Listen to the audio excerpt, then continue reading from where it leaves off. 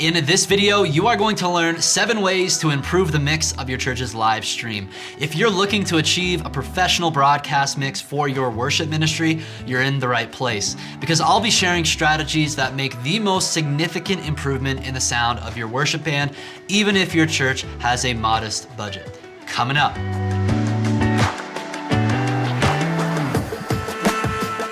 My name is Jake Goslin with Churchfront.com, helping you lead gospel-centered and tech-savvy worship. If you haven't already, be sure to subscribe to our channel so you don't miss out on any of our latest videos to help you grow yourself and grow your worship ministry. Let's dive into the 7 tips for improving your broadcast mix. Tip number 1, reduce cymbal bleed. My first tip has nothing to do with your mixing console or processing audio. Instead, it has to do with stage volume and getting a clean signal in the first place. One of the biggest challenges of multi-track recording and streaming a worship band is dealing with lots of stage volume, and the most common issue is cymbals from your drum set bleeding into vocal microphones. The next time you have a chance, listen back to a multi-track recording of your worship band, solo the vocal mics, and listen for how much cymbals are bleeding into your lead vocals. Often, the hi-hat is the worst culprit of all the cymbals. Listen to this example of a single microphone being soloed in this recording. Praise God for his awesome power. Praise God, he has overcome. When you start EQing and compressing this vocal, the cymbals will be even more pronounced, and it's nearly impossible to fix this in post. There are multiple solutions for reducing cymbal bleed. First, tell your drummer to stop hitting the hi-hat and cymbals so dang hard. That's a way to solve this problem without adding any additional gear to your system. Next, you could get some plexiglass drum baffles or full-on shields. Or you could go for full drum isolation to completely eliminate the problem of cymbal bleed. This problem is so common in small to mid-sized churches because our stages are so small. If you have a large stage, you can often get away with no drum shield or baffles because bleed won't be that much of a problem. Tip number 2 for improving your broadcast mix, get your gain staging right. Make sure your gain is set up properly on your mixing console or stage box preamps. This is an important principle to follow for any situation, live or broadcast. When mixing in a DAW like Ableton Live, you'll have the flexibility to boost or cut gain, but this has no effect on the actual preamp. It's merely a digital trim being applied within the DAW. My rule of thumb is to have gain metering around -12 on average and then peaking no higher than -6 decibels. If you don't have enough gain, you're gonna have to crank up the digital gain in Ableton, which will introduce noise. And then if your gain is too high, it's going to clip and distort. So here's an example of not having sufficient gain. Here is the kick drum track, and I'm gonna go ahead and reset this guy back to 0. This is our utility plugin to add some digital gain. And here's what it sounds like straight from the mixing console. You can barely hear it. It's metering down here. It's peaking at -29 decibels. So that's when we would come in with a utility plugin here and start adding some digital gain or trim to it.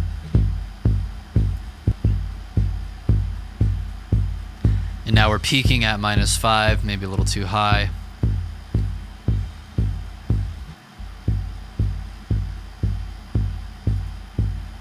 So it's a bit extreme having to go in here and add 22 decibels on the digital trim. Make sure the gain is set properly at the source. Tip number 3, smash the like button on this video. It's proven to make the YouTube algorithm happy. Not sure if this really helps your broadcast mix, but you have to keep the algorithm happy. Okay, for real. Tip number 3, use a DAW or a digital audio workstation to mix for your live stream. My favorite digital audio workstation is Ableton Live because it's cross-platform, it's CPU efficient, it can run any third-party plugins, and Ableton Live can also be used for a variety of other purposes in your worship ministry, like a keyboard or a tracks rig. Many churches purchase second mixing consoles for the broadcast mix. Do not make that expensive mistake. It costs way more than mixing in a DAW, and it rarely sounds better. You can scale software like Ableton Live to the size of your worship ministry, and you'll never run out of tracks. Plus, you can utilize way more processing and plugins to hone in an amazing mix. If your church already uses a mixing console like the X32 for live sound, then all you need is a computer, which you probably already have in your tech booth. You're gonna need a USB cable, and then you're gonna need a DAW like Ableton Live, even though you could use Pro Tools or Logic. Audio is going to go from your X32 over USB into Ableton Live. Once it's mixed in Ableton, there are multiple ways to send that final mix to your streaming software or video switcher. Plus, you can create a multi-track recording while you stream audio. This allows you to easily dial in your mix in post-production so it sounds even better the next time you live stream. Tip number 4, vocal tuning. Do you ever cringe listening back to recordings of yourself leading worship? It's probably because you didn't use live vocal tuning. My favorite plugin for this is Waves Tune Real Time. It's less than $100 for this plugin, and you can install it in Ableton Live within minutes. You drop the plugin on your individual vocal tracks, and in real time, it will make adjustments to their pitch to ensure it's tuned perfectly. Of course, this plugin really only works for bringing vocals that are 97% in tune to 100% in tune. Your vocalists still need to know what they're doing, and you need to make sure they have a good in-ear mix. But even notes that are slightly out of tune will make you and the audience cringe.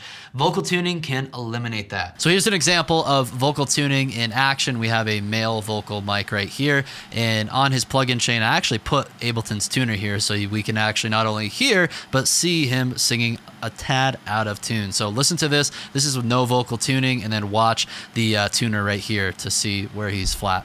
Oh, the overwhelming, never-ending, reckless love of God. So now let's engage vocal tuning. I've got the Waves Tune Real-Time plugin, and let's put in E major. That's the key of the song, and then I'm going to go ahead and enable it. So you're going to see it in action. Let's have a listen.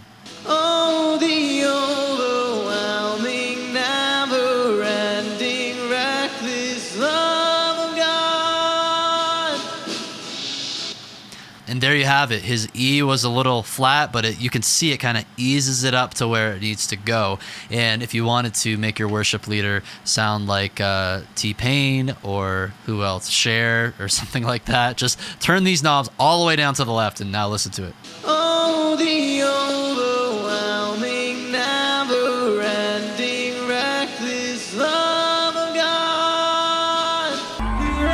Before we move on to the next tips, I want to pause to tell you about the Broadcast Mix Mastery course. In this online course, we walk you through how to build a professional broadcast mixing system leveraging Ableton Live. We cover the basics of signal flow and routing so you know how to plug everything in and get your mixing console talking to Ableton. And we also show you how to route audio from Ableton to the various live streaming destinations, whether you're using software like Ecamm or vMix, or if you use an ATEM switcher. We break down the fundamentals of mixing in a DAW, so even if you've never touched a DAW like Ableton Live, you'll be able to navigate this software with confidence and dial in a professional mix for your church. We also have pre-made Ableton templates and channel presets that function as a great place to start, and it's gonna save you a ton of time.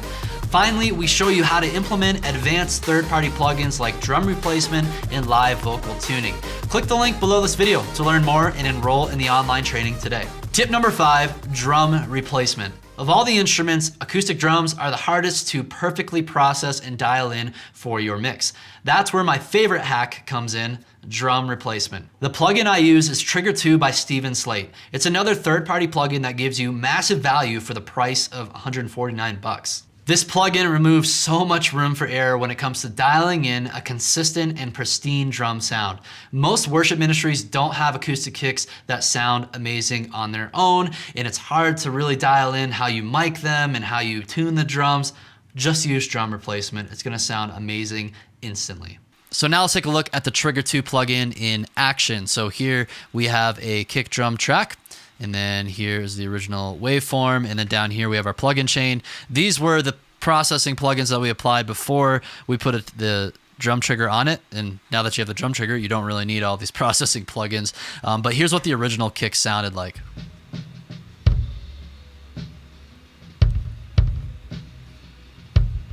Now I'll turn on the plugin, and then here's what it looks like. So the Steven Slate Trigger 2, it's really powerful. You can go into the browser here and you can select what preset you want to use. I've been really digging the CLA hybrid kit for our kick, toms, and snare. And then once you actually apply the preset, you can go in here and actually dial in the sound even more with the different meters and settings that they have. Most of them sound pretty good out of the box. So here's what it sounds like with the plugin engaged.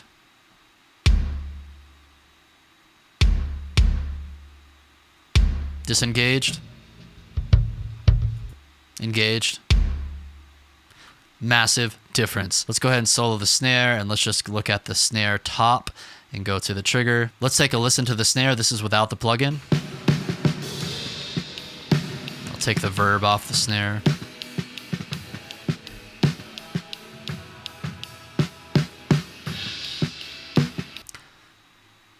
And now this is the snare with the trigger enabled. Let's say we don't really like that particular snare. I'm going to go down here, go to CLA hybrid kick, click on that. You can see it changes the preset.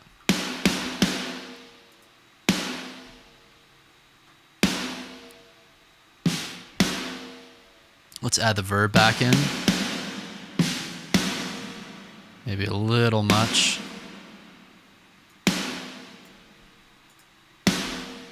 And then you go through and you do the same thing with your toms. You want to keep your original overhead mics. It's going to have the cymbal sounds, but here's what it sounds like in the mix. We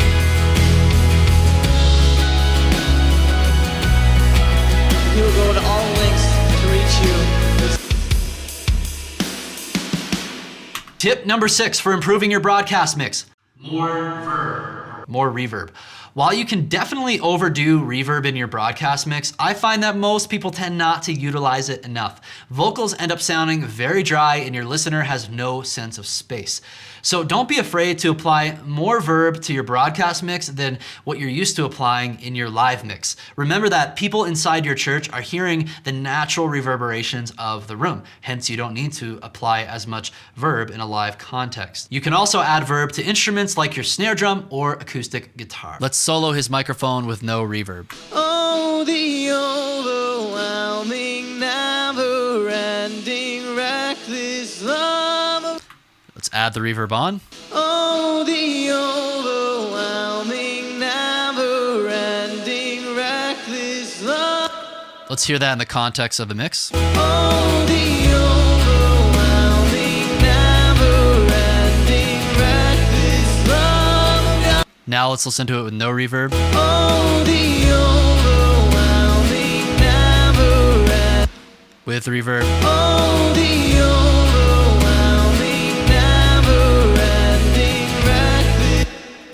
A little less obvious in the bigger parts of a song. Let's go ahead and listen to a quieter part. I felt no worth, you paid it all for me. So it adds some really needed space to the mix. Let's also take a look at the effect of reverb on the acoustic guitar. Here's the acoustic guitar track with no reverb.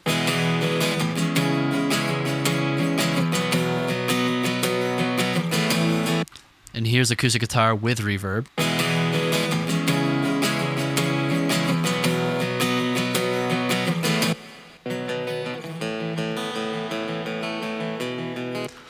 Again, much more subtle. You can hear it when I pause the music, but it helps that acoustic, I think, sit back a little bit in the mix so it's not really piercing and right in your face. And one of my favorite instruments to put reverb on is the snare drum. Gives it this big, epic sound. So I'm going to solo the drum group right here, and here's what it sounds like with no verb.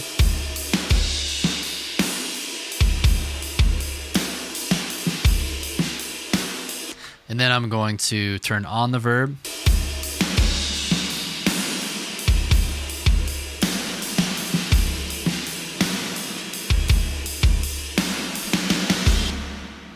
It sounds like a little much when you're hearing just the drum set, but I think when you add in the rest of the instruments, it sounds great. Oh, it chases me down, fights till I'm found, leaves 99.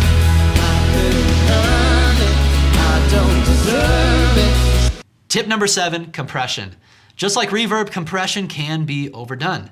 But in most cases, when I listen to different church live streams, I barely hear any compression at all. That causes vocals and other instruments to have a wide dynamic range, resulting in a sound that I can only describe as not smooth. When singers are quiet, like when they trail off at the end of a phrase, you barely hear them. And when they get loud, you can barely hear anything else. Compression works wonders on vocals. Check out the difference it makes in this project. Here's an example that's really gonna show you compression in action and how it's raising the volume of the softer parts of his singing, and then also decreasing the volume of the louder parts to give it a more consistent compressed sound. So in the verse here of Another Than Fire, you can see he's singing quietly. I'll go ahead and disable the compressor. Look at this output meter here and the differences here between the verse and the chorus. So in the verse, it's going to be much lower.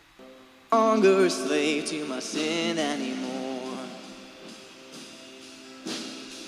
Should I fall in the space between what remains of me? And the chorus. Standing next to me, there is another in the wall. And it's much higher. So now I'm going to engage the compressor and listen to this. Either way, I won't bow to the things of this world. And I know I will never be alone.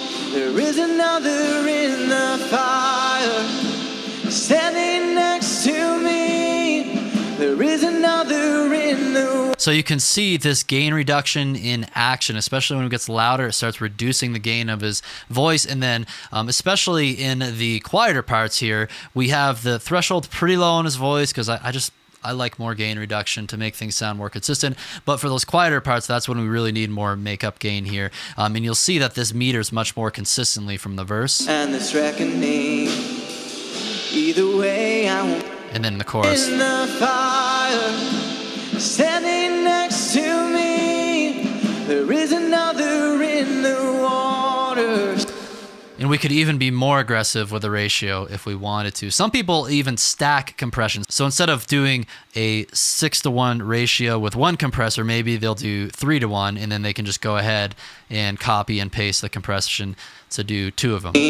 What remains of me, there is another in the fire. So then you can have 2 compressors working alongside of each other, and you're not having to over compress with just one of them. And now here's an example of a compressor in action on your master mix bus. So this is the master mix where everything comes together. We put a little bit of EQ on it to add some low end, kind of brighten it up. And then we put this gentle limiter on it. This is a plugin that comes with Ableton Live, the glue compressor, and I really, really love it. And it really should just be adding a more subtle effect. So I prefer having the attack be around 10 milliseconds and then the release being very, very fast and the ratio at about 2-to-1. So again, it's a very subtle amount of compression. So let's go ahead and unsolo the voice, hear everything, and listen to this. Waters, holding back the sea. So you can see that this guy is moving very, very little. It's like maybe a decibel of compression. I'm going to go ahead and adjust these parameters so you can kind of hear the effect exaggerated. In the waters, holding back the seas. Should I ever need reminding? Like that's just an insane amount of compression. There is a grave that holds nobody. Now that power lives in me. There is another in the fire. There is another in the fire. So this master mix bus compressor is doing to your whole mix what a compressor does to an individual track. It raises the volume of the quieter parts, lowers the volume of the louder parts, and just makes that nice, consistent, smooth sound. That completes our list of 7 tips to enhance your worship broadcast mix. Which tip was most helpful to you? Let me know below in the comments.